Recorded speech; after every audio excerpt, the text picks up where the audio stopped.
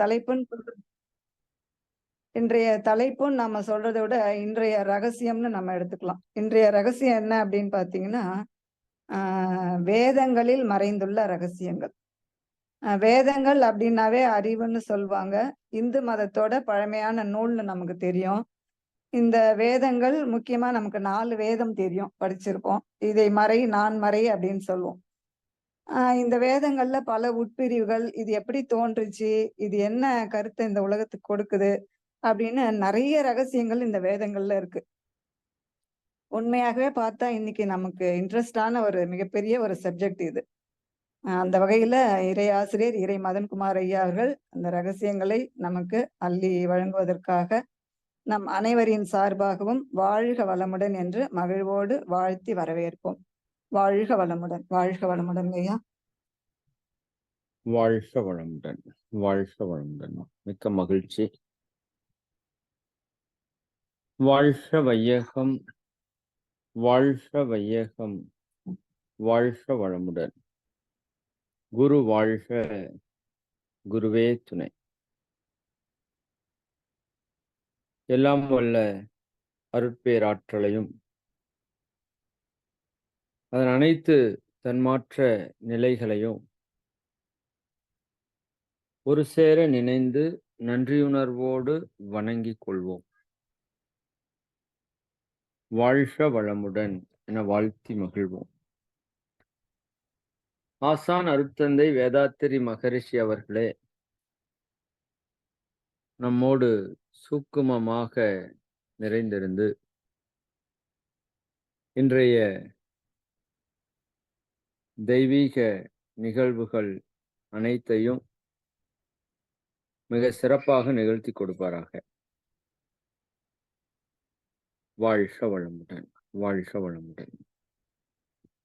மிக்க மகிழ்ச்சி அன்பர்களே. ஒவ்வொரு நாள் மாலையிலும் நாம தொடர்ந்து இணைந்து நம்ம அறிவுக்கு மிகச்சிறந்த உணவை கொடுத்து கொண்டிருக்கிறோம். செல்வத்துள் செல்வம் செவிச்செல்வம் என்பது போல இந்த அறிவு எவ்வளவுதான் கிடைத்தாலும் அதற்கு முடிவு என்பது இறை உணர்வை பெறும்போதுதான் வரும், இல்லைங்களா? ஏன்னா அறிவு அதனுடைய மூல அறிவான பேரறிவோடு இணைவதற்கு முயற்சி எடுக்குது. அதுல அந்த அறிவுக்கு பசி முழுமையாக தீர்வது எப்படி ஆற்றுக்கு ஒரு கடலோடு இணைவதுதான் அதற்கு ஒரு முழுமையை கொடுக்குது. அதுக்கப்புறம் தான் அது ஓட்டத்தை நிறுத்துது. அதுபோல ஒவ்வொரு மனிதனுக்குள்ள இருக்கிற ஆன்மாவும் தன்னுடைய மூலத்தை நோக்கி பயணித்து கொண்டிருக்கிறது. அதோடு இணையும் போதுதான் இந்த அறிவுக்கான தாகம் நிற்கிறது. இந்த சிந்தனையை கொடுப்பதற்கு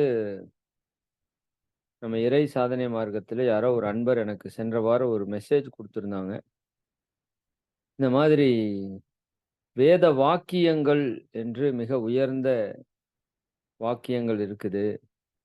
தத்துவமசி, பிரஜானம் பிரம்மம், அயனாத்மம் பிரம்மம், அகம் பிரம்மாஸ்மி, இது போன்ற விளக்கங்கள், இது போன்ற மகா வாக்கியங்கள்னு சொல்லுவாங்க. இந்த நாளையும் மகரிஷி கூட இதற்கு பொருள் கொடுத்துருக்குறாங்க. அப்போ இதை பற்றிய விளக்கம் வேண்டும்னு இந்த சகோதரி மெசேஜ் போட்டிருந்தாங்க. சரி, அதை தொடர்ந்து இந்த சிந்தனையை அப்படியே அமைத்து கொள்ளலாம்னு நாம திட்டமிட்டு இருக்கிறோம். சரிங்களா?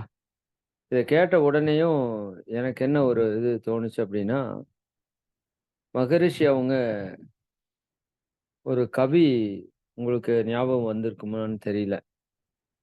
மகரிஷி இப்படி ஒரு கவி எழுதியிருக்காங்க. வேதத்தை யான் படித்ததில்லை, வேதத்தை யான் படித்ததில்லை, ஆனால் வேதத்தின் உட்பொருளாய் என்னை கண்டேன். அந்த வேதத்தினுடைய உட்பொருளாக என்ன இருக்குது? அம்மா அவங்க சொன்னப்போ அதில் வேதம் என்றால் மலை என்று பொருள், அறிவு என்று பொருள். அத்திரி என்றால் மலை என்று பொருள். மகரிஷியோட பேர்லயே வேதம், அத்திரி. இவன் அறிவு மலை என்று அந்த ஞானி மகரிஷிக்கு பேர் வச்சாருன்னு ஒரு வரலாறு சொல்லுவாங்க. சரிங்களா? அந்த அறிவு தான் அனைத்துமாக இருக்கிறது. இப்ப வேதம் என்பது அறிவாக இருக்கிற இறைவனை பற்றிய கருத்துக்களை வெளிப்படுத்தக்கூடிய ஒரு நூல். அவங்க சொன்னது போல 4 மறைகள் என்று சொல்லுவாங்க. இந்து தர்மத்தினுடைய ஆணி வேராக இருப்பது இந்த ரிக், யஜுர், சாம, அதர்வண வேதங்கள். இந்த 4 வேதங்கள்ல இருந்து தான் மற்றவை அனைத்துமே மேலெடுத்து வரப்பட்டிருக்கிறது. அப்படி இருக்கிற அந்த வேதத்தை பற்றி மகரிஷி என்ன சொல்றாங்கன்னா, வேதத்தை யான் படித்ததில்லை. ஆனால் வேதத்தின் உட்பொருளாய் என்னை கண்டேன். அந்த வேதத்துக்கான ஆழமான பொருள் யாரா இருக்கிறான்னா, நானாக இருக்கிறேன். வாதத்தில் யான் கலந்து கொண்டதில்லை. இத வாதம் பண்ணுவாங்க இல்லையா? எது சரி? இந்த தர்க்கம்னு சொல்லுவாங்க அதுக்கு பேரு. இந்த ராகவேந்திரர் இதுலலாம் கூட படத்துலலாம் கூட அது காமிச்சிருப்பாங்க. தர்க்க ரீதியாக வாதிட்டு வெற்றி பெறுவது. அப்படி வாதத்தில் யான் கலந்து கொண்டதில்லை. ஆனால் வாதிப்போர் அனைவருக்கும் பொருளாய் உள்ளேன். வாதிப்போர் அனைவரும் ஒரு பொருளை பற்றி தானே பேசுறாங்க. அந்த பொருளாக நான் என்னை பார்க்கிறேன். இன்னைக்கு கொஞ்சம் ஒரு ஆழமான சிந்தனையா தான் இருக்கும்னு நினைக்கிறேன். மேலோட்டமானதா இருக்காது.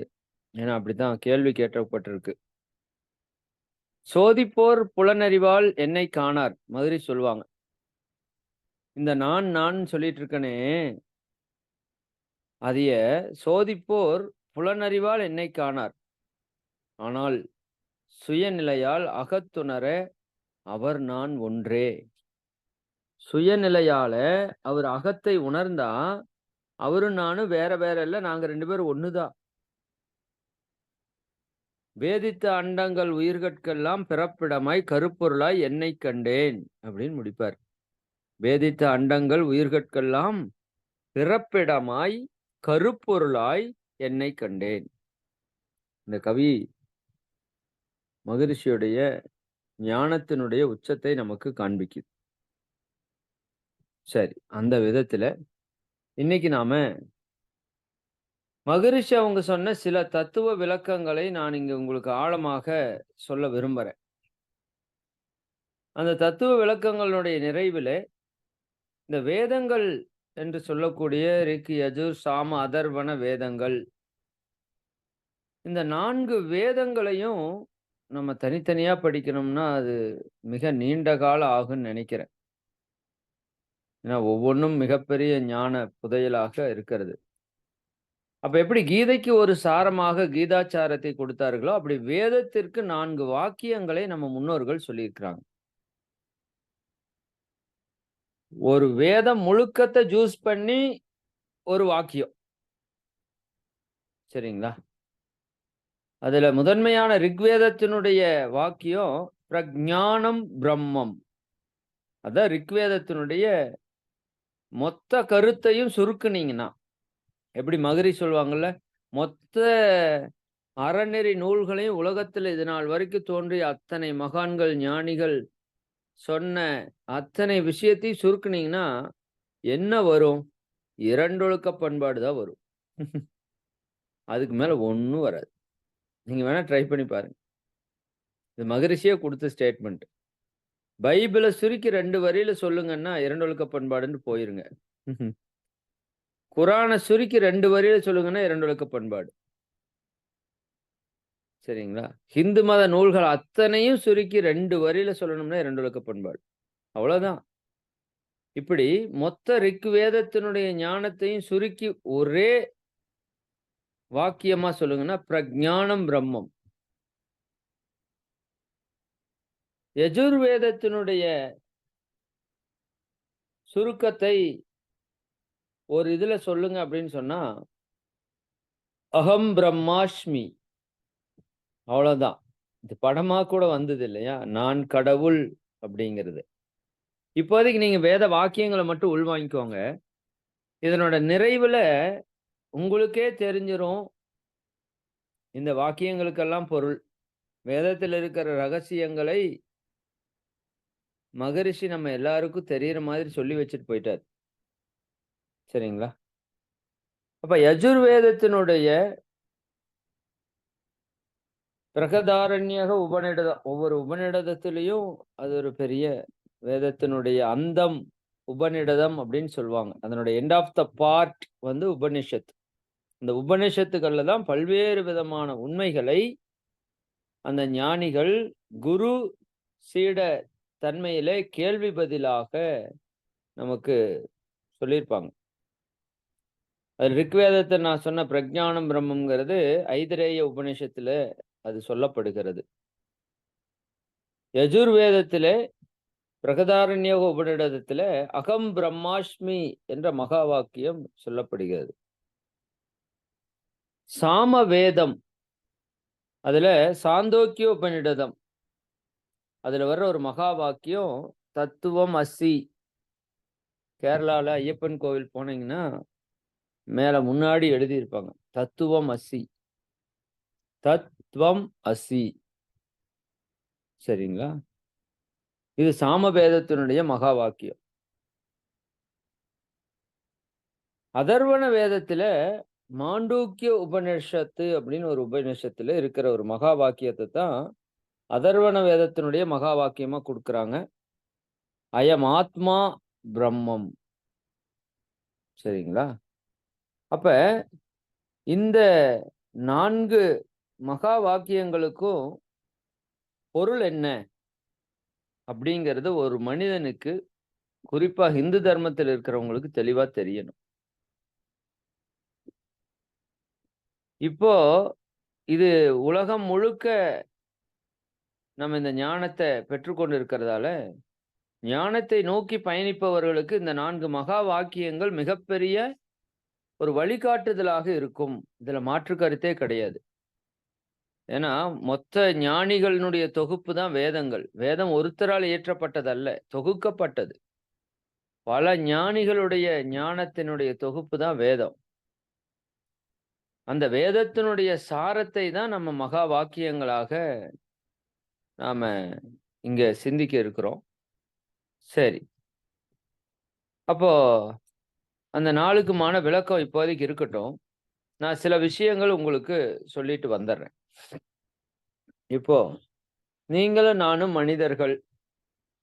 இந்த பிரபஞ்சத்தினுடைய உச்சகட்ட பிறப்பு நீங்களும் நானும். சரிங்களா? இப்ப நாம எங்கிருந்து வந்தோம் அப்படின்னு சிந்திச்சோம்னா, உங்க எல்லாருக்கும் தெரியும். நாம 5 அறிவிலிருந்து வந்தோம். குரங்கிலிருந்து வந்தோம்னு சொல்றோம். குரங்கு மற்றும் யாழி என்ற 2 உயிர்கள் சேர்ந்தபோது மனித இனம் உருவாச்சுன்னு படிச்சோம். சரி, குரங்குல இருந்து வந்தோம். குரங்குக்கு 5 அறிவு. குரங்கு எங்கிருந்து வந்தது? 4 அறிவு, 3 அறிவு, 2 அறிவு, ஓரறிவு தாவரம்.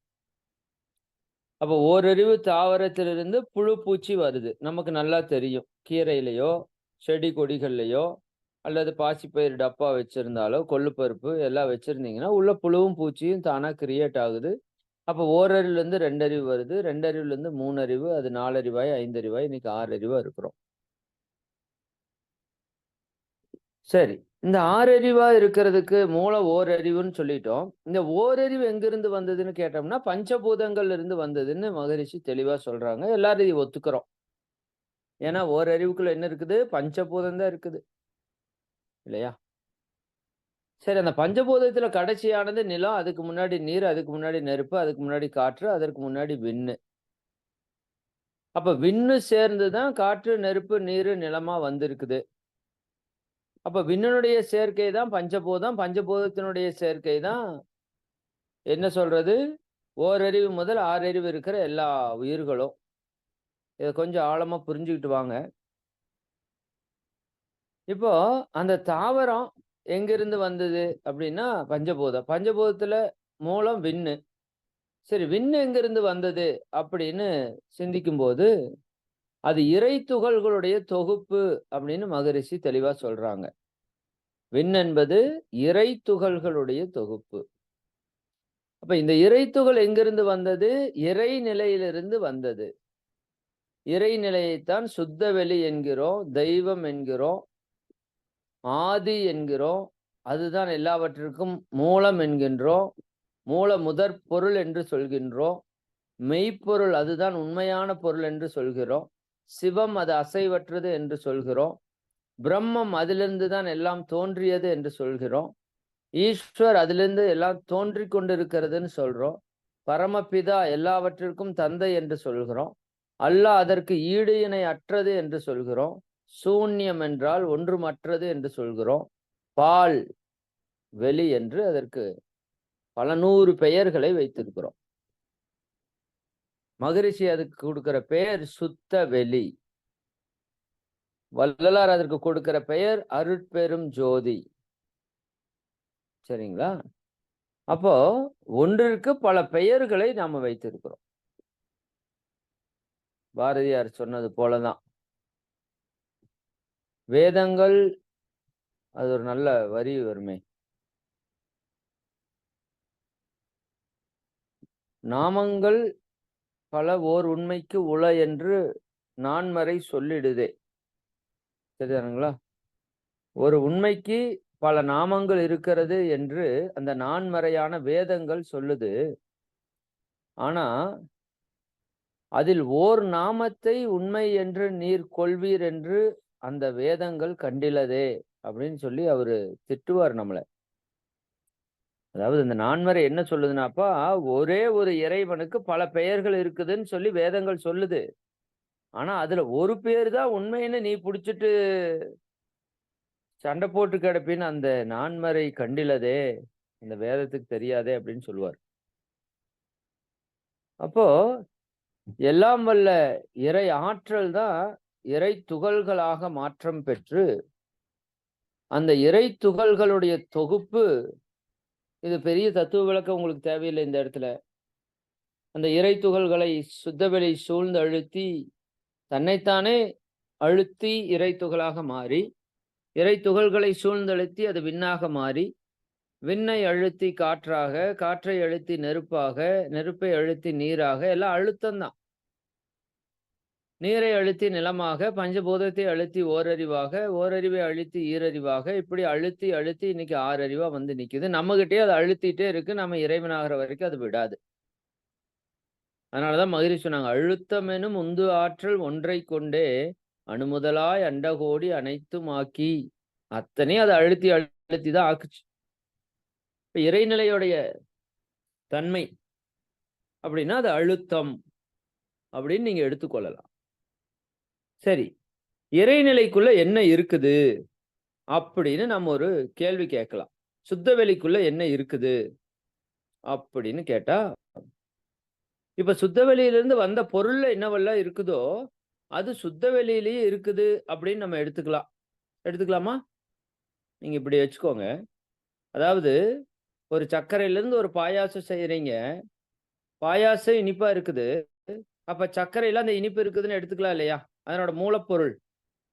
பாவக்காயை வச்சு ஒரு காய் சமைக்கிறீங்க. அந்த காய் கசக்குது. அப்ப பாவக்காயில இருக்கிற தன்மை கசப்புன்னு நீங்க புரிஞ்சுக்கலாம் இல்லையா? அது போல இந்த இறைநிலையிலிருந்து வந்த ஒரு பொருளிலே எது இருக்கிறதோ அது இறைநிலையிலும் இருப்பதாக நாம யூகித்து உணர்ந்து கொள்ளலாம். இதுக்கு தான் அனுமான அறிவு 6வது அறிவுன்னு பேர். இப்ப எடுத்துக்கோங்க, உதாரணத்திற்கு ஒரு விண்ணை எடுத்துக்கொள்ளுங்க. ஒரு எலக்ட்ரான், ஒரு புரோட்டான், ஒரு நியூட்ரான், ஒரு விண்ணை எடுத்துக்கோங்க. அல்லது அதிலிருந்து உருவான ஒரு காற்றோ, நெருப்போ, பஞ்சபூதங்களையோ எடுத்துக்கலாம். இல்லாட்டி ஓரறிவு ஒரு தாவரத்தை கூட நீங்க எடுத்துக்கோங்க. உங்களுக்கு இன்னும் சிம்பிளா புரியும். அப்போ தாவரத்திற்குள்ள என்ன இருக்குது அப்படின்னு நம்ம யோசித்தோம்னா, அதற்குள்ள பல்வேறு உறுப்புகள், பாகங்கள் இதெல்லாமே இருந்தாலும், அடிப்படையா அந்த தாவரத்துக்குள்ள ஒண்ணு இருக்குது. என்ன இருக்குதுன்னா, ஒரு ஆற்றல் இருக்கிறது. அந்த தாவரம் இயங்கி அது வளர்ச்சி பெற்று கொண்டிருக்குது அப்படின்னா, அதற்குள்ள ஒரு சக்தி இருக்கிறது. அப்படி எடுத்துக்கலாமா? ஒரு சக்தி இருக்குது. ஆற்றல் இருக்குது. இன்னொன்னு என்ன இருக்குதுன்னா, அந்த சக்தியை கரெக்ட்டா, சரியா, முறையா பயன்படுத்துற ஒரு அறிவு அதுக்குள்ள இருக்குது. ஒரு விதைய போட்டீங்கன்னா, நாளைக்கே அது மரமா முளைக்காது. அதற்கு ஒரு அறிவு இருக்கு. அந்த அறிவின்படி இது எப்படி முளைக்கணும்? எப்ப முளைக்கணும்? இலை எப்படி வரணும்? கிளை எப்படி வரணும்?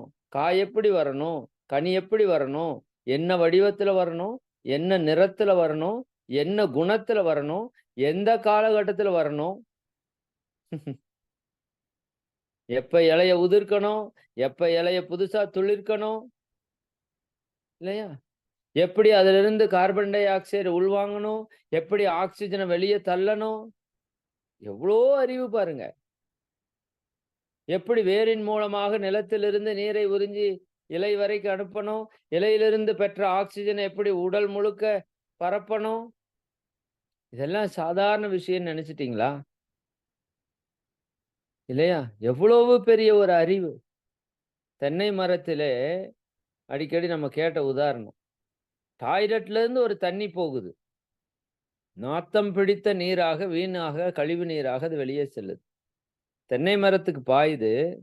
தென்னை மரத்திலிருந்து அந்த நீர் என்ன செய்யப்படுகிறது? வேர்களின் மூலமாக உறிஞ்சப்பட்டு கீழிருந்து 60 அடியிலிருந்து 70 அடி தூரத்திற்கு மேலே கடத்தி செல்லப்பட்டு எந்த விதமான பம்பு செட்டு மோட்டரும் இல்லாம மேல போய் அங்கு ஒரு காயாக உருவாகி அதற்குள்ளே அந்த நீர் என்ன ஆகுது? சேகரிக்கப்படுகிறது. அது உலகத்தின் மிகச்சிறந்த புனித நீராக கருதப்படுகிறது. யோசித்து பாருங்க. இமேஜின் பண்ணாலே மிராக்கிளா இருக்கும் இல்லையா? இத்துலூண்டு விதை போடுறீங்க, எவ்வளோ பெரிய மரமா வருது. எப்பேற்பட்ட அறிவு பஞ்சபூதத்தை எடுத்து எவ்வளோ பெரிய மரமாக எத்தனை காய் கனிகளாக உற்பத்தி ஆகுது. ஒரு மாதுளம்பழத்தை பிரிச்சு பாருங்க, அப்படியே சொலையா அடுக்கி வச்சிருக்கிறது. யார் அடுக்குனது? எவ்வளோ ஒரு பேரறிவு இருந்தா அதனோட பர்ஃபெக்ஷன் அப்படி இருக்கும் பாருங்களேன். சரிங்களா? அப்போ எல்லாவற்றிற்குள்ளே என்ன இருக்குது? ஒரு அறிவு இருக்கிறது, ஒரு ஆற்றல் இருக்கிறது. சரிங்களா? அப்ப எல்லாவற்றிற்குள்ளேயும் அறிவும் ஆற்றலும் இருக்கிறதால எல்லாவற்றுக்கும் மூலமா இருக்கிற இறைநிலையிலையும் அறிவும் ஆற்றலும் இருக்கத்தான் வேணும். இது அனுமான ஞானம். ஏன்னா அதிலிருந்து இங்கு வருவதற்கு வாய்ப்பு இருப்பதுதான் வறுமை, அல்லாது இல்லாத ஒன்று வராது. சரிங்களா? அப்ப அந்த இறைநிலை என்பது எது அப்படின்னு மகரிஷி கேட்கிறப்ப மகரிஷி சொல்றாங்க, அறிவேதான் தெய்வம் என்று சொல்கிறார். சிலர் என்கிட்ட கேட்பாங்க, ஆற்றல் தான் தெய்வம்னு ஏன் சொல்லல? அறிவு முதல்ல வந்ததா, ஆற்றல முதல் வந்ததா? சரிங்களா? அப்போ சிவம் வந்ததா, சக்தி வந்ததா அப்படின்னு கேட்பது போல அறிவு முதன்மையானதா, ஆற்றல் முதன்மையானதா அப்படின்னு நாம யோசிக்கணும். அறிவிலிருந்து ஆற்றல் வந்திருக்க முடியுமா? ஆற்றலிலிருந்து அறிவு வந்திருக்க முடியுமா? என்னுடைய அறிவுக்கு எட்டி அறிவுக்கு ஒரு தோற்றமோ முடிவோ கிடையாது. ஆனால் ஆற்றலுக்கு ஒரு தோற்றம் உண்டு, முடிவுண்டு. புரிஞ்சு கொள்ளுங்க. சரிதானுங்களா? அறிவுக்கு ஒரு தோற்றம் முடிவு கிடையாது. ஆற்றலுக்கு ஒரு தோற்றம் முடிவு உண்டு. அப்ப தோற்றமும் முடிவும் இல்லாத ஒன்றிலிருந்து தான் தோற்றமும் முடிவும் இருக்கிற ஒன்று தோன்றி இருக்க முடியும். தோற்றமும் முடிவும் இருக்கிற ஒன்றிலிருந்து தோற்றமும் முடிவும் இல்லாதது தோன்றி இருக்க முடியாது. இது ஒரு லாஜிக். நீங்க புரிந்து கொள்ள வேண்டியது. நிறைய பேர் கேட்பாங்க, இப்போ ஆப்பிள் அப்படின்னு ஒரு பொருள் இருக்கு, அல்லது உங்க கையில செல்போன் அப்படின்னு ஒரு பொருள் இருக்குன்னு வச்சுக்கோங்க. இந்த செல்போன் எதனால் ஆனது? சிந்தித்து பாருங்க. செல்போன் மேல ஒரு டெம்பர் கிளாஸ், கீழே ஒரு கவரு, கீழே ஒரு பேக் கேஸ், மேல ஒரு ஃப்ரண்ட் டச் ஸ்கிரீனு, அதுக்கு கீழே பேட்டரி, அதுக்கப்புறம் உள்ள ஒயரிங், அதுக்கு ஐசியோ அது இதுன்னு ஸ்பீக்கரு, கேமரா எல்லாமே செட் பண்ணி பல பாகங்கள் இணைந்தது செல்போன். சரி, அதுல ஒரு பாகத்தை எடுத்து பிரிங்க, அதுக்குள்ள சின்ன சின்ன பார்ட்ஸ் நிறைய இருக்கும். அதை எடுத்து பிரிங்க. சரிதானுங்களா? அது மிக நுண்ணிய துகள்களா இருக்கும். அதை எடுத்து பிரிங்க, அணுக்களாக மாறும். அதை எடுத்து பிரிங்க. சரிங்களா? அதற்குள்ள இறை துகள்கள் இருக்கும். அதை எடுத்து பிரிச்சீங்கன்னா சுத்தவெளி இருக்கும். அப்ப நீங்க இன்னும் கொஞ்சம் சிம்பிளா புரிஞ்சுக்கணும்னா, இந்த செல்போன் என்பது என்ன? அணுக்களுடைய கூட்டு. கண்ணுக்கு முன்னாடி பார்க்குறீங்க இல்லையா? செல்போன் அப்படிங்கிறது என்ன? அணுக்களுடைய கூட்டு. இந்த தத்துவம் புரிஞ்சாதான் அந்த 4 மகா வாக்கியத்துக்கு உங்களுக்கே ஆன்சர் கிடைக்கும். இப்ப சொல்றத கொஞ்சம் கவனமா புரிஞ்சுட்டு வாங்க. இந்த செல்போன் அப்படிங்கிறது என்ன? அணுக்களுடைய கூட்டு. எல்லாமே அணுக்களுடைய கூட்டு தானே. இந்த பிரபஞ்சம் முழுக்கவே எல்லாமே அணுக்களுடைய கூட்டு தான். சிம்பிள். எல்லாமே அணுக்களுடைய கூட்டு. சரி. இப்ப அந்த செல்போனுக்குள்ள என்ன இருக்குது? அணுக்கள் இருக்குது. அணுக்கள் என்ன பண்ணிட்டு இருக்குது?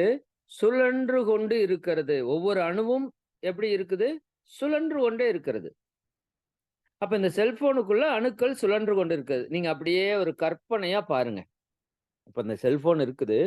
செல்போனுக்குள்ள கண்ணுக்கு தெரியாத மிக நுண்ணிய கோடிக்கணக்கான அணுக்கள் அப்படியே சுழன்று கொண்டு இருக்கிறது. இப்ப அப்படியே நீங்க இமேஜின் பண்ணி பார்த்தீங்க அப்படின்னா, இப்ப அந்த அணுக்களுக்கு சுழற்சி அப்படின்னு ஒரு விஷயம் நடக்குது இல்லையா? அந்த விஷயம் நடக்கிறதுக்கு ஒரு ஸ்பேஸ், ஒரு இடம் என்பது ஒன்று வேண்டும். இல்லையா?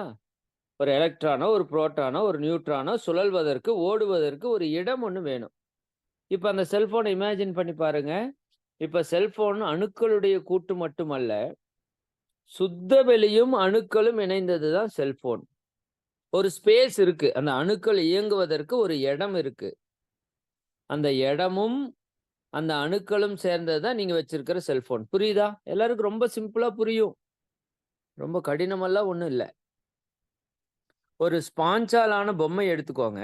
அந்த பொம்மையில அந்த ஸ்பாஞ்சும் இருக்கும், கூட அந்த ஸ்பேஸும் இருக்கும். சரிங்களா? அந்த இடைவெளி இருக்கும். ஸ்பாஞ்சுக்கு நடுவுல ஓட்ட ஓட்டையே இருக்குல்ல, அந்த வெளியும் இருக்கும், அந்த ஸ்பாஞ்சும் இருக்கும். அந்த பொம்மைக்குள்ள இருக்கிற அந்த வெளியில காற்று நிரம்பி இருக்கும். சரிதானுங்களா? ஆனால், நான் சொல்ற இந்த அணுக்களுக்கு இருக்கிற கேப்ல அந்த வெளி நிரம்பி இருக்கும். சரிங்களா? சரி. அப்ப செல்போன்ங்கிறது என்ன? ஒரு ஸ்பேஸ்ல கோடிக்கணக்கான அணுக்கள் சுழன்று கொண்டிருக்குது. சரிங்களா? சரி. இதுதான் ஒரு செல்போனுடைய அதிகபட்ச நுட்பமா. இதுக்கு மேல நீங்க முடியாது. சரி. இப்போ இங்க நமக்கு ஒரு கேள்வி. இப்ப இது அணுக்களும் இருக்கு, வெளியும் இருக்கு. இதுல எதை நாம முந்தையதுன்னு எடுக்கலாம், எதை பிந்தையதுன்னு எடுக்கலாம். அதாவது எது முன்னர் உருவானதுன்னு எடுக்கலாம், எதை பின்னர் உருவானதுன்னு எடுக்கலாம். இப்ப அணுக்கள் அப்படின்னா, அதுக்கு ஒரு வேகத்தோட அது சுழன்று கொண்டிருக்கிறது. அப்ப காலம் ஆக, ஆக அதனுடைய வேகம் குறைந்து, குறைந்து, குறைந்து, குறைந்து ஒரு ஒரு குறிப்பிட்ட நாள்ல அது நின்றுவிடும். அது ஸ்டாப் ஆயிரும். உண்மதானா? ஓகே. அப்போ ஒண்ணு ஸ்டாப் ஆகுது, ஒண்ணு சுழலுதுன்னா, அதுக்கு தொடக்கம் என்று ஒன்று இருக்கணும். அப்ப அணுவிற்கு தொடக்கம் ஒன்று இருக்கிறது, முடிவும் ஒன்று இருக்கிறது. நல்லா புரிந்து கொள்ளுங்க. அந்த அணுவுக்குள்ள ஆற்றலும் இருக்கிறது, அறிவும் இருக்கிறது. அதையும் நீங்க புரிஞ்சுக்கலாம். சரிங்களா? அணுவுக்குள்ள ஆற்றலும் இருக்குது. ஏன்னா, அது சுழன்று கொண்டு இருக்குது. அதுக்கு ஒரு ஆற்றல் வேணுமில்ல? அதே போல அதுக்கு ஒரு அறிவு இருக்குது. அதனால தான் அது கரெக்ட்டா சுழலுது. தப்பு தப்பா சுழலல. கரெக்ட்டா சுழலுது. H2O அப்படின்னா 2 பங்கு ஹைட்ரஜன், 1 பங்கு ஆக்ஸிஜன் பெர்ஃபெக்ட்டா இயங்கி கரெக்ட்டா இருக்குது. அதான் தண்ணி. அப்ப அந்த அணுவுக்குள்ள அறிவும் இருக்குது, ஆற்றலும் இருக்குது. இந்த இடத்துல வெளிய இருக்குது, அணு இருக்குது. இந்த அணுவுக்கு தொடக்கம் இருக்கிறது, ஒரு முடிவு இருக்கிறது. ஆனால் இந்த வெளிக்கு ஒரு தொடக்கமும் இல்ல, ஒரு முடிவும் இல்ல. நல்லா புரிஞ்சுக்கங்க. இந்த வெளிக்கு ஒரு தொடக்கமும் இல்லை, ஒரு முடிவும் இல்லை. அந்த அணுவிற்கு ஒரு தொடக்கம் இருக்கிறது, ஒரு முடிவு இருக்கிறது. அப்ப தொடக்கமும் முடிவும் இருக்கிற ஒரு பொருளிலிருந்து தொடக்கமும் முடிவும் இல்லாத ஒரு பொருள் உற்பத்தியாகி இருக்க முடியுமா? தொடக்கமும் முடிவும் இல்லாத ஒரு பொருளிலிருந்து தொடக்கமும் முடிவும் இருக்கிற ஒரு பொருள் உற்பத்தியாகி இருக்க முடியுமா? இப்படி நம்ம சிந்தனைக்கு எடுத்துட்டா, தொடக்கமும் முடிவும் இருப்பது, அது முடியும் போது இந்த தொடக்கமும் முடிவற்ற பொருளாக மாறுகிறது. அப்ப நம்ம சிந்தனை அறிவுல உயர்ந்தவங்களுக்கு என்ன தெரியும்? தொடக்கமும் முடிவும் அற்ற பொருள்தான் மூலப்பொருள் என்று புரிதலுக்கு வரும். அப்ப இந்த ஆற்றல் இருக்கிறது, அறிவு இருக்கிறது. சரிதானுங்களா? அப்ப இந்த ஆற்றல் முதன்மையானதா, அறிவு முதன்மையானதான்னு கேட்டா, மகரிஷி என்ன சொல்றாங்க? அறிவுதான் முதன்மையானது. அதனால தான் அறிவே தெய்வம் என்று மகரிஷி சொல்றாங்க. அறிவே தெய்வம் என்று சொல்கிறார்கள். அந்த அறிவிலிருந்து தோன்றியதுதான் ஆற்றல்.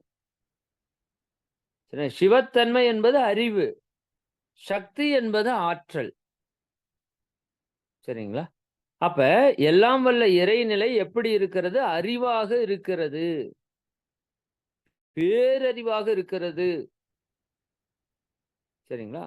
அதனுடைய 4 தன்மையில அது வற்றாயிருப்பு, பேராற்றல், பேரறிவு, காலம் என்று மகரிஷி அவங்க இறைநிலைக்கு தன்மை கொடுப்பாங்க. சரிங்களா? அப்ப அந்த பேரறிவு தான் அந்த தெய்வமாக இருக்கிறது. அந்த தெய்வத்தில் இருக்கிற பேரறிவு அதிலிருந்து உருவாகிய காந்தத்தில் இருக்கு. காந்தத்துக்கு அறிவு இருக்கு. நீங்க பார்க்கிறது கேட்கறதெல்லாம் ரெக்கார்ட் பண்ணி வச்சுக்குது. ஈர்ப்பு விசை இருக்கு, தள்ளும் விசை இருக்கு. விண்ணு அதுதான் வந்திருக்கு. விண்ணுக்குள்ள அறிவும் இருக்கு, ஆற்றலும் இருக்கு. சரிங்களா? அப்ப காற்றுக்குள்ள அறிவும் இருக்கு, ஆற்றலும் இருக்கு. பஞ்சபூதத்துக்குள்ள அறிவு இருக்கு, ஆற்றல் இருக்கு. அப்படி ஓரறிவுல இருந்து 6 அறிவு மனிதனுக்குள்ள அறிவும் ஆற்றலும் இருக்கு. அப்ப இந்த பிரபஞ்சத்துல எந்த பொருளுக்கு அறிவும் ஆற்றலும் இல்ல? சொல்லுங்க பார்ப்போம். எல்லா பொருளுக்குள்ளேயும் அறிவும் இருக்கு, ஆற்றலும் இருக்குன்னு நீங்க புரிந்து கொள்ளணும். பூமிக்கு அறிவு இருக்கா? ஆமா, அறிவு இருக்கு. பூமிக்கு அறிவு இல்லைன்னா 365 நாள்ல ஒரு சூரியனை சுற்றி ஓடாது அது. ஒரு நாளைக்கு 25,000 மைல் வேகத்துல ஒரு மணிக்கு அது சுற்றாது. சரிங்களா? அப்ப 1000 மைல் வேகத்துல சுத்துதுன்னா எப்படி சுத்துது? அதற்கு ஒரு அறிவு இருக்கிறது. அந்த அறிவோடு அது இயங்குகிறது. பர்ஃபெக்ஷன். சரிதானுங்களா? இயக்க ஒழுங்கு என்று மகரிஷி சொல்லுவாங்க. அது அறிவோடு இருப்பதனால் தான் அந்த இயக்க ஒழுங்காக அது இயங்கிக் கொண்டிருக்கிறது. அப்ப அறிவுதான் தெய்வமாக இருக்கிறது. அந்த அறிவு தெய்வ நிலையிலிருந்து வெளிப்பட்ட போது அனைத்து பொருட்களாக பிரபஞ்சமாக மலர்ச்சி பெற்றது. அப்படி மலர்ச்சி பெற்ற போது எல்லா பொருளினோடும் அந்த அறிவே நிறைவாக நிரம்பி இருக்கிறது.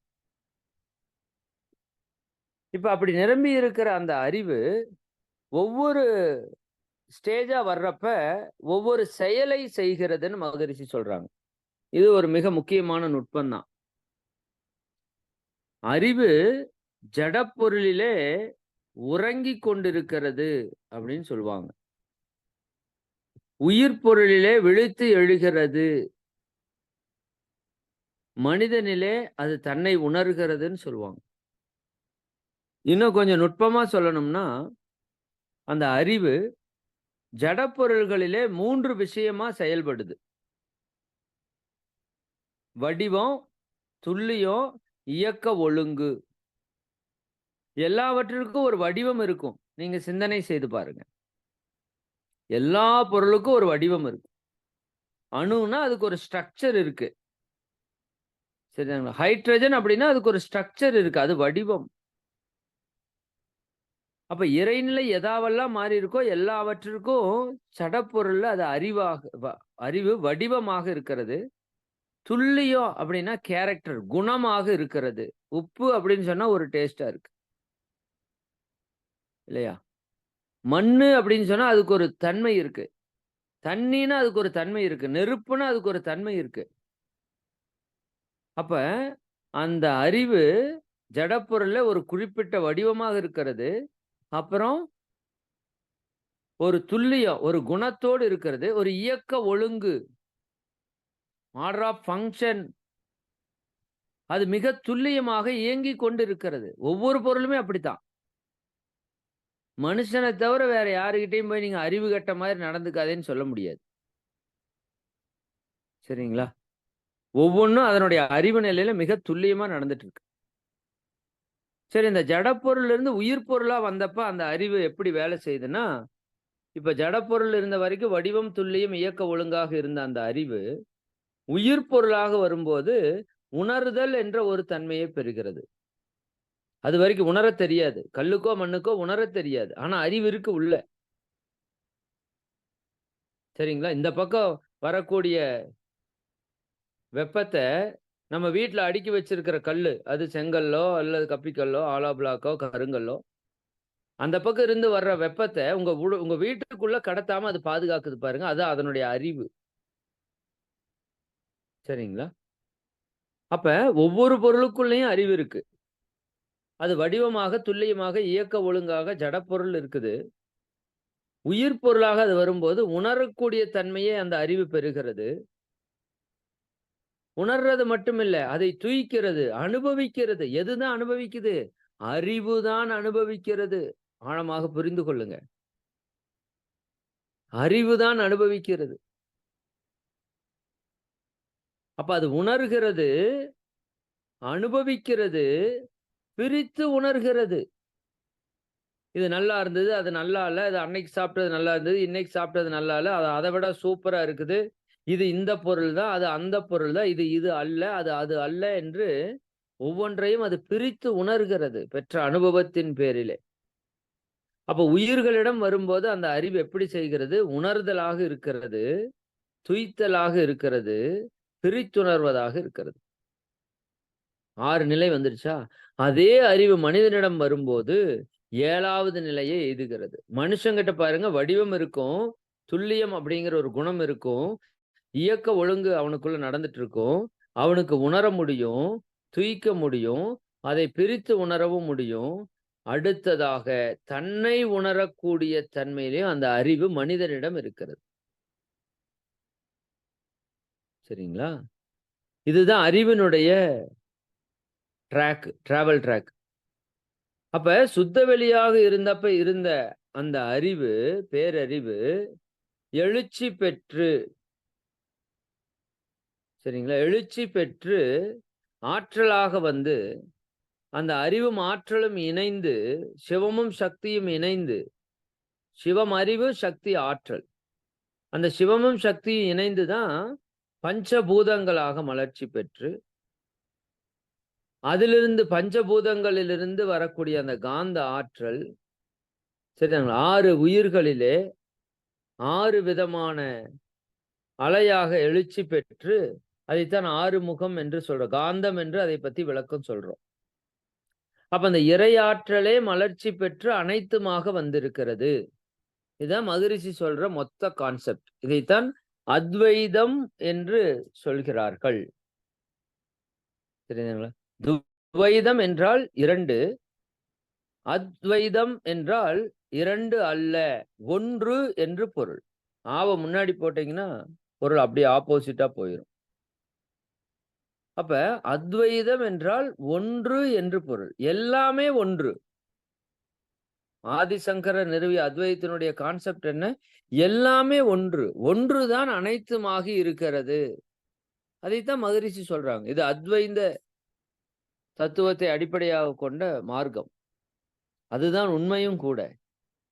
எல்லாம் வல்ல இறைநிலையே எல்லாமாகவும் ஆகி இருக்கிறது. இங்க 2 என்று கிடையாது. புரிதலுக்காக நம்ம சொல்லிக்கலாம்.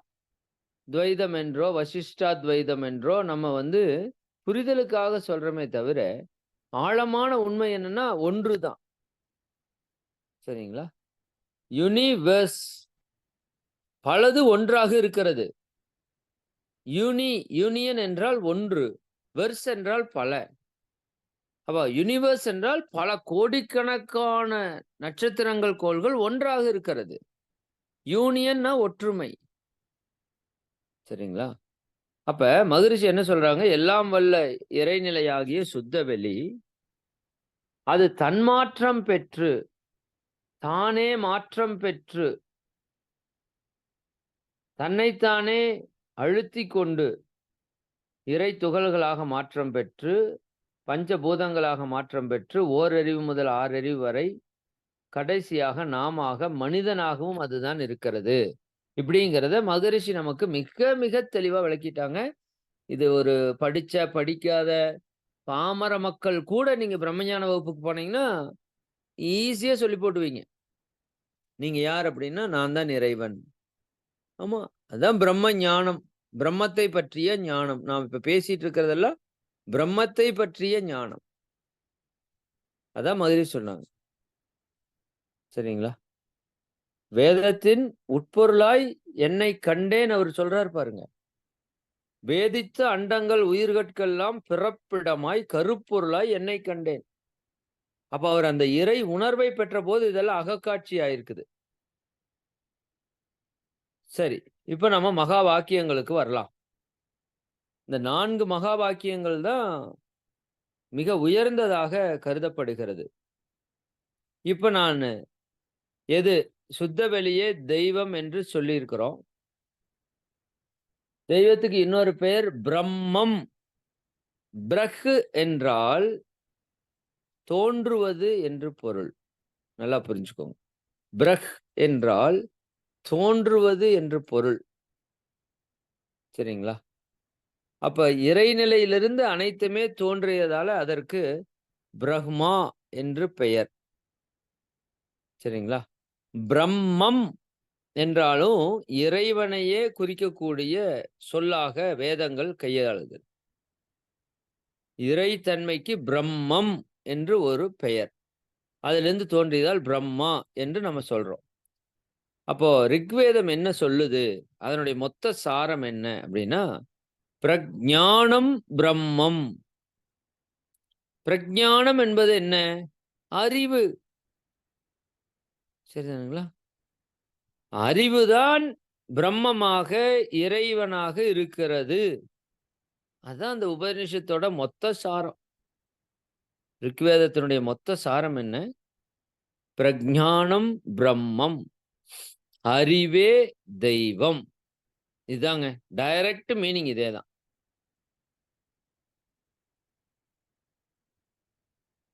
அதைத்தான் பாரதியாரோட கவி அறிவே தெய்வம்னு அவர் ஒரு கவி எழுதியிருக்கார். பல்லாயிரம் வேதங்கள் அறிவொன்றே தெய்வம் என்பதை கேளீரோ என்று சொல்வார். பல்லாயிரம் வேதங்கள் அறிவொன்றே தெய்வம் என்பதை நீங்கள் கேளீரோ. நாமங்கள் பல கோடி ஓருண்மைக்கு உளவென்று நான்மறை சொல்லிடுதே. அந்த மாதிரி தான் அதை சொல்வார். அதில் ஒரு நான்மத்தை நீ உண்மை என்று கொள்வீர் என்று அந்த நான்மறை கண்டிலதே. ஒரு உண்மைக்கு பல நாமங்கள் இருக்குதுன்னு வேதங்கள் சொல்லுதேப்பா. அதுல ஒரு நாமத்தை பிடிச்சு நீ தொங்குவேன்னு சொல்லி அந்த நான்மறைக்கே தெரியாதே. அப்படி அவர் ஒரு இடத்துல திட்டுவாரு, புலம்புவாரு. சரி, நம்ம சப்ஜெக்ட் வருவோம். அப்ப பிரஞானம் பிரம்மம் என்றால் என்ன? அறிவே தெய்வம். இப்ப மகரிஷியோட கான்செப்ட் எடுத்து பொருத்தி பாருங்க. எது தெய்வம் என்றால் மகரிஷி என்ன சொல்றாங்க? அறிவே தெய்வம் என்று அறிவுபூர்வமாக சொல்கிறார். அப்ப எது தெய்வம்? அறிவுதான் தெய்வம். இதுல ஏதாவது மாற்று கருத்து இருக்குமான்னு நீங்க சிந்தனைக்கு எடுத்து பாருங்க. எல்லாவற்றிற்கும் மூலமாக இருக்கிற அந்த பேரறிவு தான் அனைத்துமாக மலர்ச்சி பெற்று அனைத்தையும் ஆட்சி செய்து கொண்டிருக்கிறது. சும்மாவெல்லாம் கிடையாது. சரி, 2வது யஜுர்வேதம் என்ன சொல்கிறது? அகம் பிரம்மாஸ்மி என்று சொல்கிறது. அகம் பிரம்மாஸ்மின்னா என்ன? நேரடியா தூய தமிழ்ல நான் கடவுள். நான் கடவுள். ஆமா. அகம் நான் கடவுள். அப்ப இது உண்மையா? அப்படின்னு சிந்தித்து பார்த்தா மகரிஷி சொல்றாங்க. ஆமா. நீ யாரு? எல்லாம் வல்ல இறைநிலையே தான், சுத்த வெளியே தான் நீயா வந்திருக்கிற. அப்ப நீ கடவுள் தான். இதை நம்மால் எளிமையாக புரிந்து கொள்ள முடியுது. நீ மட்டும் கடவுள் அல்ல. அனைத்துமே கடவுள் தான். சரியாங்களா? அது இன்னொரு மகா வாக்கியம் இருக்கும். ஆ இந்த வாக்கியம் எனக்கு மனசுல வரமாட்டேங்குது. ஓகே, வந்தா சொல்றேன். அந்த வாக்கியம் அதான் சொல்லுது. அனைத்துமாக இருப்பதும் பிரம்மம். அப்படி அந்த வாக்கியம் சொல்லுது. இந்த மாதிரி நெறைய வாக்கியங்கள் இருக்குது. சரிங்களா? அதையெல்லாம் நம்ம புரிதலுக்காக மகான்கள் சொல்லி வச்சுட்டு போயிருக்காங்க. நீ எல்லாத்தையும் படிக்கலைன்னா பரவாயில்லப்பா. இத மட்டுமாவது புரிஞ்சுக்கோ. அகம் பிரம்மாஸ்மி. நான் கடவுள். நாம் ஒவ்வொருத்தரும் கடவுள் தன்மை கொண்டவர்கள். கடவுளினுடைய வெளிப்பாடு. விவேகானந்தர் சொல்வது போல, அழியாத பேரின்பத்தின் பங்குதாரர்கள் நீங்களும் நானும். அப்ப அகம் பிரம்மாஸ்மி அப்படிங்கிறதுக்கான விளக்கம் உங்களுக்கு புரிஞ்சிருச்சு. நான் பிரம்மம். நான் கடவுள். ஆமாம். மாற்று கருத்து இல்ல. நான் தான் கடவுள். அதற்கடுத்தது சாமவேதம் என்ன சொல்கிறது? தத்துவமசி. தத்துனா அது என்று பொருள். துவம் என்றால் நீ என்று பொருள். அசி என்றால் இருக்கிறாய் என்று பொருள். 3 வார்த்தைகளுடைய சேர்க்கை தான் தத், துவம், அசி. அப்ப அந்த 3ஐயும் சேர்த்துனீங்கன்னா, அதுவே நீயாக இருக்கிறாய். அது என்றால் எது? சுத்தவெளி தெய்வம். நீ மனிதன். அப்ப அந்த இறைவனே நீயாக இருக்கிறாய் அப்படிங்கிறத ஐயப்பன் கோயில்ல முன்னாடி எழுதி போட்டிருக்காங்க. 18 படியில மேல போறப்ப ஐயப்பன் என்ன சொல்றாரு? நான் தான்ப்பா நீயா இருக்கிற. நீயும் நானும் வேற இல்ல. இறைநிலையே நீயாக இருக்கிறது. சரிங்களா? எல்லாம் வல்ல தெய்வம் முதல்ல மகரிஷி சொல்வாங்க. அவனில் தான் நீ உன்னில் அவன். உன்னில் தான் அந்த கவி என்ன வரும்? அவனில் தான் நீ உன்னில் அவன். அவன் யார் நீ யார் பிரிவேது. சரிங்களா? அவன் யார் நீ யார் பிரிவேது. அவனுக்குள்ளதான் நீ இருக்கிற, உனக்குள்ளதான் அவன் இருக்கிறான். அப்போ அந்த இறைநிலைதான் நீயாக இருக்கிறது. தத்துவமசியினுடைய விளக்கம் அதுதான். அதுவும் இங்க வந்து சரியா பொருள் நமக்கு புரிஞ்சு போச்சு. இதுல எதுவும் தெரியல, புரியலையே சொல்ல முடியாது. நாம இப்ப இந்த தத்துவத்துல என்ன பார்த்தோம்? இறைநிலை தான் அனைத்துமாக இருக்கிறது. அதுதான் மனிதனாகவும் இருக்கிறது. சரியா போச்சு. 4வது உபனிஷத்து அதர்வண வேதத்திலே என்ன சொல்லப்படுகிறதுனா, அயன் ஆத்மம் பிரம்மம். இந்த ஆத்மா ஆத்மான்னு சொல்றீங்களே, அது எது அப்படின்னு கேட்டா, பிரம்மம் தான் ஆத்மாவாக இருக்கிறது. அயம் ஆத்மம் பிரம்மம். அப்ப அந்த ஆன்மாவாக எது இருக்குது? அந்த பிரம்மமே ஆத்மாவாக இருக்கிறது. இப்ப நீங்கள் நானும் யாரு? இந்த உடல் அல்ல, உயிர் அல்ல, மனம் அல்ல, ஆத்மா. ஆத்மாக்கு என்ன கிடையாது? பிறப்பு கிடையாது. ஆத்மாக்கு என்ன கிடையாது? இறப்பு கிடையாது. அதற்கு ஆதி அந்தம் கிடையாது. அழிவு கிடையாது. நீங்கள் நானும் அழிவற்ற பரம்பொருள், மெய்ப்பொருள். பொருளவற்றை பொருளென்று உணரும் மருளானா மானா பிறப்பு மாதிரி, நானல்லவற்றை நான் என்று உணரும் மருளானா மானா பிறப்பு. இந்த உடல் நான் அல்ல, இந்த உயிர் நான் அல்ல, இந்த மனம் நான் அல்ல. எல்லாவற்றுக்கும் மூலமாக இருக்கிற அழிவற்ற ஆத்மா பரம்பொருள் நான். அந்த இடத்துக்கு வரணும். அதுக்கு தான் இத்தனை விஷயத்த நமக்கு சொல்லி கொடுக்குறாங்க மகான்கள். அப்ப அந்த இடத்தை எப்படி டச் பண்ண முடியும்? தியானத்தினால தான் டச் பண்ண முடியும். மகரிஷி சொல்றாங்கன்னா, வேதத்தின் உட்பொருளா என்னை கண்டேன். எப்படி முடியுது? சரிங்களா? தியானத்திலோட உச்சத்தில அவர் அதை உணர்ந்திருக்கிறார். அதனால அதை சொல்றாரு. சோதிப்போர் புலனறிவால் என்னை காணார். சுய நிலையால் தியானத்தால் அகத்துணர அவர் நான் ஒன்றே. எப்படி முடியுது? தியானம். சரிங்களா? அப்ப இந்த 4 வேத வாக்கியங்களும் என்ன சொல்ல வருது அப்படின்னா, அந்த இறைவனுடைய வெளிப்பாட்டை நமக்கு சொல்ல வருது. மிக ஆழமான வாக்கியங்கள் ஒவ்வொன்றுமே. 4 வேதத்தினுடைய சாராம்சமாக இந்த 4 வாக்கியங்களை நமது முன்னோர்கள் கொடுத்திருக்கிறாங்க. இது எல்லா வாக்கியங்களுக்கும் மகரிஷி மிக தெளிவான பதிலையும் நமக்கு கொடுத்திருக்கிறாங்க. இது போக நிறைய வாக்கியங்கள் இருக்கு. நம்ம பார்ப்போம். சரிதானுங்களா? அந்த மாதிரி நம்ம வாய்ப்பு இருந்தா அதையும் கொஞ்சம் சிந்திப்போம். ஏன்னா, வேதங்கள் நமக்கு வந்து ரொம்ப ரொம்ப ஒரு ஸ்ட்ராங்கான சப்போர்ட்டிங் டூல். ஒருத்தர் அந்த சந்நியாச வாழ்க்கைக்குள்ள வரணும்னா, அவங்களுக்கு இந்த வாக்கியங்கள தான் முதல்ல சொல்லிக் குடுப்பாங்களாம். இத சொல்லிக் குடுக்கலைன்னா, அவங்க சந்நியாச வாழ்க்கை முழுமை பெறாதுன்னு சொல்லுவாங்க. அப்ப அந்த அளவுக்கு ஆழமா சிந்தித்து தான் அவங்க முன்னோர்கள் சொல்லியிருக்கிறாங்க. அறிவாக இருப்பதே இறைவனாக இருக்கிறது. அறிவுதான் தெய்வம். நீயும் அதுவும் வேற வேற இல்ல. நீதான் அது. அதுதான் நீயா வந்திருக்கு. உன்னோட ஆத்மாவா இருக்கிறது அதுதான். சரிங்களா? அப்ப இதையெல்லாம் உணர்ந்து, இத நம்ம சிந்தனையில இப்ப தெரிந்திருக்கிறோம். ஆனால் தியானத்துல உணரணும். அதுதான் முக்கியம்.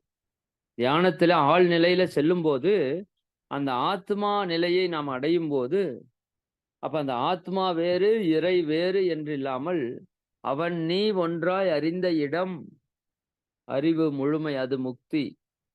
அறிவு அங்க என்ன ஆயிருச்சு? முழுமை அடைந்து விட்டது. எந்த நோக்கத்திற்காக அந்த அறிவு பயணத்தை தொடங்கியதோ, அறிவினுடைய பயணம் தான் இப்ப சென்று கொண்டிருக்கிறது. சரிங்களா? அந்த அறிவு ஒரு பயணத்தை தொடங்கி இருக்கிறது.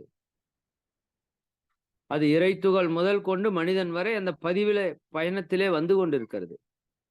அப்ப அந்த மனிதனுக்குள்ளாக அந்த அறிவு எப்பொழுது தன்னை தொடுகிறதோ, கடந்து உள்ளே சென்று தன்னை உணர்கிறதோ, அன்று அறிவினுடைய பயணம் நிறைவடைகிறது. ஜேர்னி ஆஃப் கான்சியஸ்னஸ் என்று மகரிஷி சொல்வாங்க. இப்ப அறிவினுடைய பயணம் முழுமை அடையும் போது, நாம ஞானத்தை பெறுகிறோம். இறை உணர்வை பெறுகின்ற அந்த க்ஷணம். அதை விளக்குவதற்கு தான் இத்தனை மகா வாக்கியங்கள நமது முன்னோர்கள் மிக தெளிவாக நமக்கு குடுத்திருக்கிறாங்க. நிச்சயமா இது மகரிஷி அவங்களோட தத்துவம் வந்ததுக்கு அப்புறம் தான் எனக்கு புரிஞ்சது. சரிங்களா? அதுக்கு முன்னாடி அ சில நூல்கள்லாம் படிச்சப்ப, இதெல்லாம் ஏன்டா முதல்ல ரொம்ப நாள் உபநிஷத்துக்கள்லாம் படிக்கணும்னு ரொம்ப விருப்பம். ஏன்னா வேதத்தினுடைய சாரம் உபநிஷத்துகள்ல தான் இருக்குது. சரிங்களா? மொத்த வேதத்தினுடைய கடைசி நிலையாக இருப்பது உபநிஷத்துகள் தான். அதுல பல உபநிஷத்துகள் சரிதானுங்களா? மிகப்பெரிய ஞானத்தை எல்லாம் வெளிப்படுத்தக்கூடிய உபநிஷத்துகள் இருக்கு. நம்ம அதற்கெல்லாம் பொருளும் கொஞ்சம் சிந்திச்சா, இன்னும் நம்முடைய சிந்தனை ஆழமாக செல்வதற்கு மிகப்பெரிய ஒரு வாய்ப்பாக இருக்கும். சரி, அந்த விதத்தில இந்த 4 மகா வாக்கியங்களுக்கும் மகரிஷி அவர்களுடைய அந்த தத்துவ விளக்கம் பெற்றவர்களுக்கு மிக தெளிவான ஒரு புரிதல் நமக்கு வரும். இனிமேல் நீங்க யாரும் எனக்கு வேதம் தெரியாது, அதுல என்ன சொல்லியிருக்காங்கன்னு தெரியாதுன்னுலாம் சொல்லாதீங்க. புரியுதா இல்லைங்களா? வேதத்தில இதுதான் சொல்லப்பட்டிருக்கு. நீங்க சுத்தி, சுத்தி, சுத்தி, சுத்தி என்ன போய் நீங்க வேதத்தில படிச்சாலும் இதுதான். இத தவிர ஒண்ணும் இல்ல. சரி, இதனோட வெளிப்பாடு எதுக்காக இதை சொல்றோம்? அட அறிவு தான் தெய்வம் தான், தெய்வம் தான். அறிவு தான் தெய்வமா. அறிவே தெய்வமா இருக்குது. சரிங்களா? அது எழுச்சி பெற்று தான் அனைத்துமா வந்திருக்குது. அதுதான் நீயா, நானா இருக்குது. எல்லா உயிர்களா இருக்குது. சரிங்களா? அதுதான் ஆத்ம சொரூபமா இருக்குது. அப்ப இதிலிருந்து நம்ம புரிந்து கொள்ள வேண்டியது என்ன? எந்த ஒரு உயிருக்கும் துன்பம் தராமலும், முடிஞ்ச வரைக்கும் துன்பம் போக்குற செயல்ல ஈடுபடணும்னு தான் நம்ம புரிஞ்சு செயல்பட வேண்டியது. சரிங்களா? அப்போ அந்த நிலையை நம்ம அடையும்போது, அந்த இறைத்தன்மை உணர்வு என்பது நம் அனைவருக்கும் சாத்தியம். சரி, மிக்க மகிழ்ச்சி. அந்த அளவுல நாம ஒவ்வொருத்தரும் அந்த வேதத்தினுடைய உட்பொருளாய் நம்மை காண வேண்டும். அதுதான் மகரிஷி அவங்களோட நோக்கம். சரிங்களா? வேதத்தை யான் படித்ததில்லை. வேதத்தின் உட்பொருளாய் என்னைக் கண்டேன்னு சொன்னார் பாருங்க. அதுபோல அந்த வேதத்தினுடைய உட்பொருளா இருக்கிற அறிவாக, இறையாக நாம் நம்மை காண வேண்டும். சரிங்களா? "பேதித்த அண்டங்கள் உயிர்கட்கெல்லாம் பிறப்பிடமாய் கருப்பொருளாய் என்னைக் கண்டேன்னு" சொல்றார் பாருங்க. தியானத்திலே அந்த உச்ச நிலையை துரியாதீத தவத்தில நம்ம உணரும்போது, மகரிஷி சொன்ன இந்த தன்மை நம்ம எல்லாருக்குமே உணர்வுக்கு கிட்டும். கிட்டணும். சரிதானுங்களா? அதற்கு இந்த மகா வாக்கியங்கள் நம் மனதிலே எப்பொழுதும் ஒலித்துக் கொண்டே இருக்கட்டும். அதற்கான செயல்களில் இந்த முழு வாழ்வையும் நம்ம செலுத்தி அந்த உணர்வை பெறுவோம் என்று கூறி, இந்த ஒரு புனிதமான நல்ல தினத்திலே ஒரு தெய்வீகமான சிந்தனையில் இணைந்துள்ள அனைத்து மனித தெய்வங்களையும், உங்கள் அன்பு குடும்ப உறுப்பினர்கள் அனைவரையும் வாழ்த்தி நிறைவு செய்வோம். நீங்களும் உங்கள் அன்பு குடும்ப உறுப்பினர்கள் அனைவரும் அருட்பேராற்றல் கருணையினால் உடல் நலம், நீளாயுள், நிறை செல்வம், உயர் புகழ், மெஞ்ஞானம் ஓங்கி, இறை உணர்வு, அறநெறி, கல்வி, தனம், தானியம், இளமை, வலிவு, துணிவு, நன்மக்கட்பேறு, அறிவிலுயர்ந்தோர் நட்பு, அன்புடைமை, அகத்தவம், அழகு, புகழ், மனித மதிப்புணர்ந்து ஒழுகும் பண்பு பொறையுடைமை எனும் பேர் 16ம் பெற்று பெருவாழ்வு வாழ்க. வாழ்க வளமுடன், வாழ்க வளமுடன், வாழ்க வளமுடன், வாழ்க வளமுடன். மிக்க மகிழ்ச்சி. நண்பர்களுக்கு சில அறிவிப்புகள். நம்ம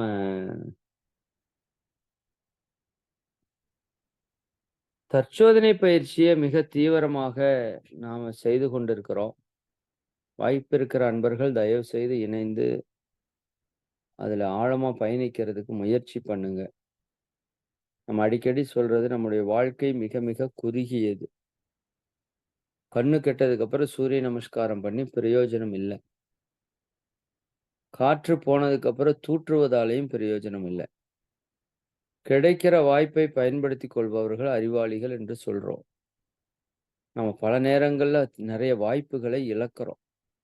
காரணம் இதுதானே, இனி நாளைக்கு பார்த்துக்கலாம், நாளைக்கு பார்த்துக்கலாம். அது எங்க போயிற போகுது அப்படிங்கிற ஒரு விஷயம் நமக்குள்ள இருக்கு. ஆனா அப்படி அல்ல அன்பர்களே வாழ்க்கை. சரிங்களா? ஒவ்வொரு நாளும் பல மரணம் நமக்கு நினைவூட்டிக் கொண்டிருப்பது, நீ அடுத்தது எப்பன்னு தெரியாது. சரிங்களா? அப்ப இருக்கிற வாழ்க்கையை நம்ம நிச்சயமாக ஒரு ஆனந்தமாக வைத்துக் கொள்வதில மாற்று கருத்து இல்ல. மகிழ்ச்சியா, சந்தோஷமா இருக்கிறதுல மாற்று கருத்து இல்ல. பட் மகிழ்ச்சியா, சந்தோஷமா இருக்கிறங்கிற பேர்ல நம்மளை நாமே ஏமாற்றிக் கொண்டு, உடல் ஆரோக்கியத்தையோ, மன அமைதியோ பெறுவதற்கான செயல்ல ஈடுபடலைன்னா, அது மிகப்பெரிய ஒரு தவறு தான். அந்த விதத்தில தற்சோதனை பயிற்சி மிக மிக முக்கியமான பயிற்சி. விவேகானந்தர் சொல்றார், "ஒரு நாள்ல 1 நிமிஷமாவது நீ மிக மிக உயர்ந்த ஒரு நபரோடு பேச வேண்டும்." யாரு? கடவுளோடா? இல்ல. உன்னோடு நீ பேச வேண்டும். நம்ம கூடயே நம்ம பேசணுங்க. நம்ம எல்லாத்துக்கும் நேரம் ஒதுக்குறோம். நம்ம கூட நம்ம பேசுறதுக்கு நேரம் ஒதுக்கல. அதான் இங்க இருக்கிற பிரச்சனை. அப்ப அதற்கான நேரம் தான் தற்சோதனை. அதை நல்லா பயன்படுத்துங்க. 8:30 to 9 நடக்குது. வாய்ப்பு இருக்கிறவங்க எல்லாரும் நிச்சயமா கலந்து ஆன்ம உயர்வு பெறுங்க. ரைட்டு. அது போக இந்த மரம் நடுறதுக்கு நெறைய அன்பர்கள் உதவி செய்திருக்கிறீங்க. எல்லாருக்குமே மிக மிக நன்றி. இன்னும் வாய்ப்பு இருந்தா உங்களுக்கு தெரிஞ்சவங்க எல்லாத்துக்கும் ஷேர் பண்ணுங்க. அவங்களும் அதுக்கு உதவி செய்யட்டும். நம்ம பில்டிங் அப்ரூவல் இந்த வாரத்துல வந்துரும். மற்ற செயல்கள், சில செயல்கள் செய்ய வேண்டியது இருக்கு. அதுக்கு அடுத்ததாக மரம் நடுதல் பணியத்தான் நம்ம தீவிரமா எடுத்து செய்யப் போறோம். அந்த இடம் ஒரு வனம் போல மாற்றி அமைக்கணுங்கிறத நம்ம நோக்கமா வச்சிருக்கிறோம். அது சிறப்பாக வரும். சரிங்களா? ஓகே. மிக்க மகிழ்ச்சி. அனைவருக்கும் நன்றி. நிறைவு செய்து கொள்வோம். ஏதாவது ஐயப்பாடுகள் இருந்தா கேட்கலாம். இல்லாட்டி நிறைவு பண்ணிக்கலாம்.